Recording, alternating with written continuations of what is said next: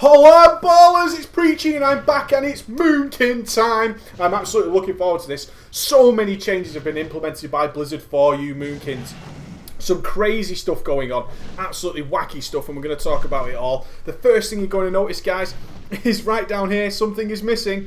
That's right, Insect Swarm is now removed from the game, which makes me sad for my tier 13 set bonus I'm currently sporting, where Insect Swarm increases my damage by 3%. Oh, you trolls, Blizzard. Why you troll me so hard? But still, Moonkins have had a ton of changes, guys. Some really interesting stuff. We're going to jump through it all. I'm going to show you some variations on AoE that are possibly better than what we had previously. We're also going to talk about the talents, and we're going to talk about what we should be prepared for when that 5.0 patch drops on us. Okay, so first of all, we're obviously going to jump into this balance. The Moonkin is the balance spec of the Druid. What do we pick up along the way, Preacher? We pick up Eclipse at level 10. Eclipse, as standard, no difference at all. Every time we hit either Lunar or Solar, we're going to pick up a massive bonus to our Nature and our Arcane damage, which is obviously our Star Surge, Moonfire, Sunfire, and so on and so forth. Any Moonkins that have played before will be fully clear on that. Star Surge, our little filler spell, our hard nuke, has had a slight modification, so it's worth casting again even when we've got massive haste. Is now at level 12. We get Moonkin Form at 16, which is sweet. That's still going to increase the haste of all your party members by 5% and gives you a nice flash damage buff. We then go ahead and we pick up Shooting Stars at 26, a 10 level gap that before we pick up another Moonkin talent.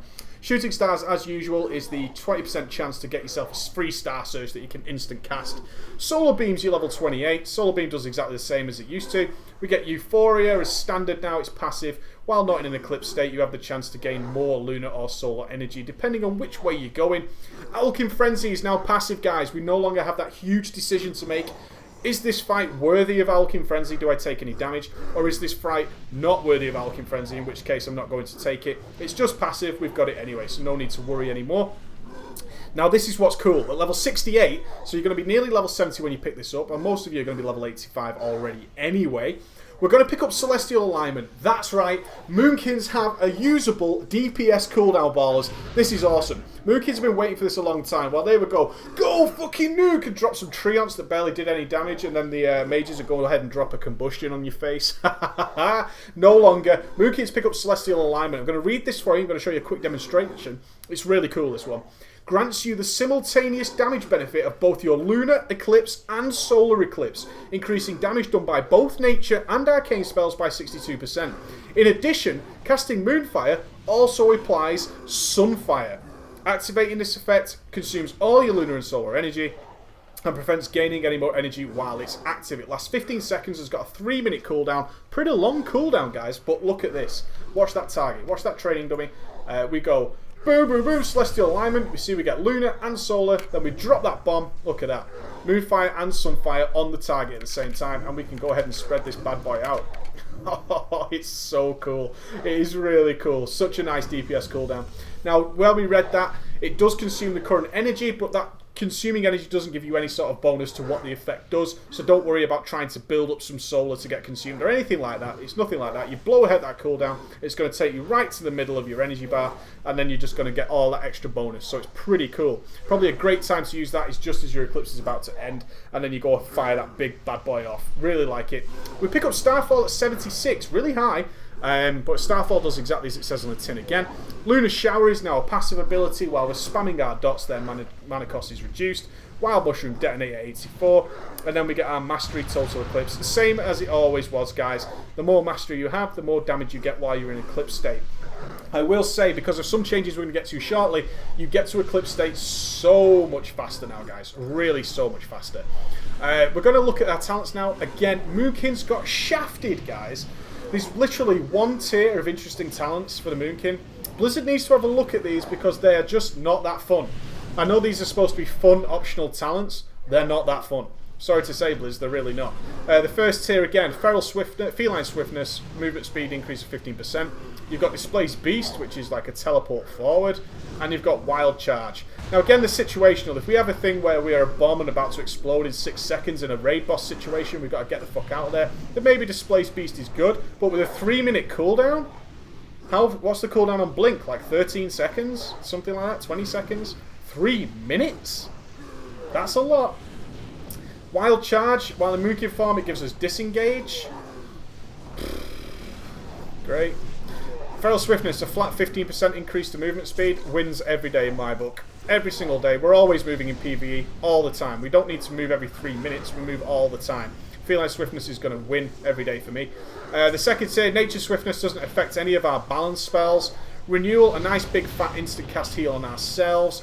Cenarian Ward. Now this is reasonably interesting for situational again. If there's a raid boss that requires loads of raid cooldowns on the tank, stuff like that, then Cenarian Ward might be worth picking up, I think so. But in general, for what I'm doing, 5-mans and a bit of leveling, Renewal's going to win every day. It's on a nice 2-minute cooldown. We fire it off, I get a 44k heal.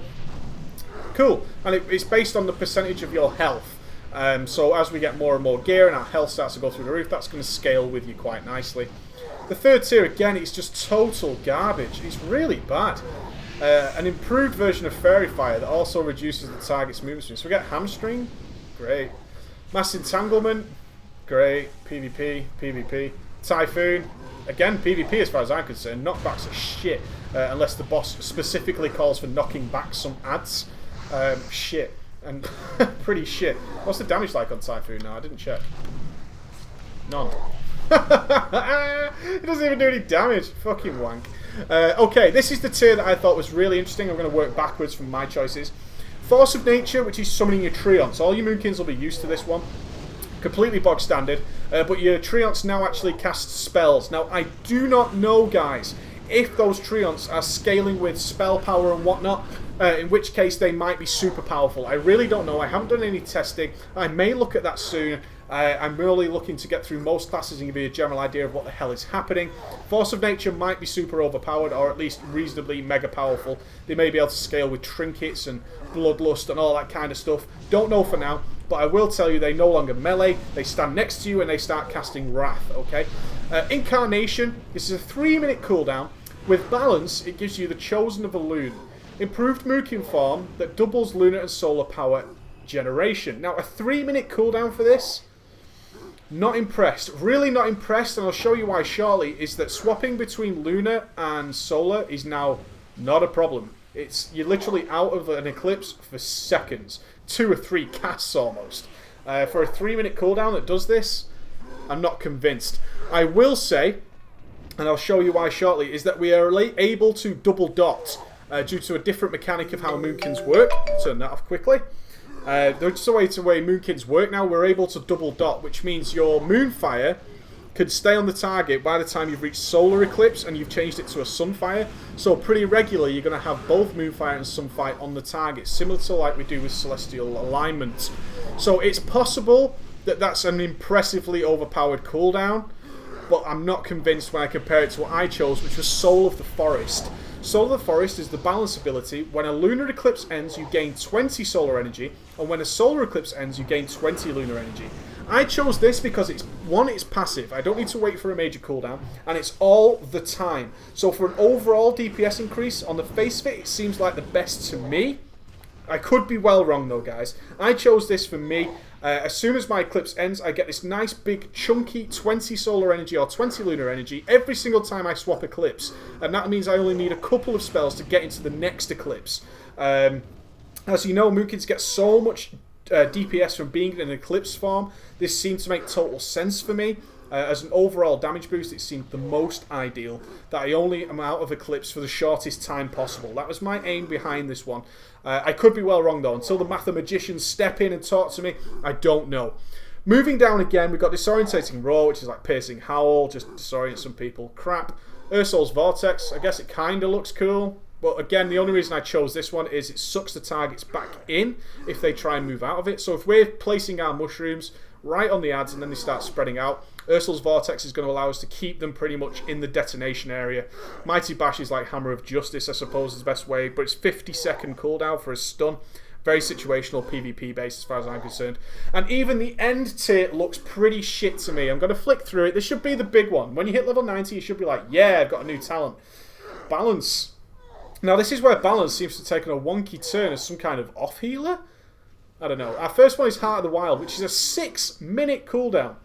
Healing spells generate solar energy and benefit from lunar and solar eclipse. So this means if we go into... I mean, I'm not sure what arcane healing spells we've got. I can't honestly say. But I assume the nature portion of Solar Eclipse is going to boost our healing spells. Okay. I don't intend to heal on my Moonkin, really. Unless I have to. Again, situationally, there might be a super mega awesome AoE healing situation about to occur, so we go into Solar Eclipse, pop Harp of the Wild, and maybe do a Tranquility or something like that. We'll see. Dream of Cenarius. Wrath, Starfire, Star Surge, and melee abilities increase your healing done by your next healing spell by 30%. So fucking what, Blizzard? Really? What the fuck? Are you mad? Non-instant casts of Nourish, Healing Touch, and Regrowth increase the damage done by your next damage spell by 30%. Now it does say each of these bonuses lasts 30 seconds. So are we now to cast a Nourish every few seconds to get a 30% damage bonus of your next damaging ability? I don't know. It's very odd. Really odd. It'd be like every 30 seconds we need to be tracking when Dream of Cenarius runs out and then casting a Nourish or something. Casting a Nourish and then getting a 30% bonus to our next Moonfire, I suppose. I mean, it's only your next damaging spell. So, I guess that would be the choice to take, but somebody's going to have to work out, is that 30% damage bonus worth losing a full cast of a spell? If it's something like Moonfire, like an Eclipse Sunfire, then probably, I guess. But this spell, I'll show you how Sunfire works in a second, but I don't know. And Disentangle, which is heals you when shifting into a form and removes roots and stuff. That seems like the most likely to, if you need some healing, you can start shifting around. But still, I don't know. Underwhelming, I guess is the word I'm looking for. I've got some FPS lag here. I assume everybody's sort of finishing work and logging in. Okay, so I'm going to talk to you a little bit about how the spells have changed, guys, because this is where it comes really cool. Watch what happens. Am I in Eclipse state? No, I'm not. Okay, so I'm going to drop a...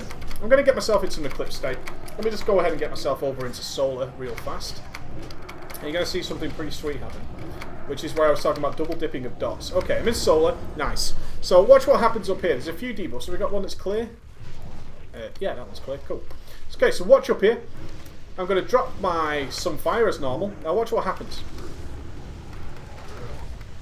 See that? Look at it. It's refreshing. The single target nuke of Wrath is automatically refreshing my Sunfire. This is awesome, guys. Now, because of the way I spec'd up to go straight back into Lunar as soon as possible. See, I came out of that, went straight to like 40 energy. I'm back into Lunar almost instantly. Now watch this. I'm back in Lunar. Drops, look, both Sunfire and Moonfire on the targets. And due to the way this works, that's going to automatically refresh my Moonfire. My Starfire is automatically refreshing that. Now, I'm almost out of Eclipse before my Sunfire has run out. And that's by taking my time as well, and not using things like shooting stars. So I'm almost back to Solar. Look at this. Look at this, guys. I've almost got a full Moonfire and a full Sunfire ticking over. And now my Wrath is automatically refreshing the Sunfire as well. I'm actually out of Eclipse before my Moonfire runs out. And then due to my talents, I instantly jumped to 25 Lunar energy. I'm almost back into Lunar again. It's just insane, guys. Look. And now we've got both Moonfire and Sunfire ticking over. So you're going to have this period of double dotting all the time. It's so incredible, guys. I really love it. And you can see how quickly we're swapping between Eclipses now. With barely any changes whatsoever, we're swapping super damn fast. Really good. This is why I wasn't sure about those other talents. So, the other thing I want to talk to you about is probably the mathematicians are going to work on this as well, is AoEing has multiple choices now due to what we just described. Let me talk to you for a second. When we have... I'm in Lunar now. Now, our usual AoEing tactic with Druids is to try and get into Solar Eclipse and spam Sunfire and drop our mushrooms. You deal with me? You know what I'm saying? So, what we're doing now is we have a couple of choices. Watch this. Due to the way that refreshing mechanics works, I can go Moonfire on everything.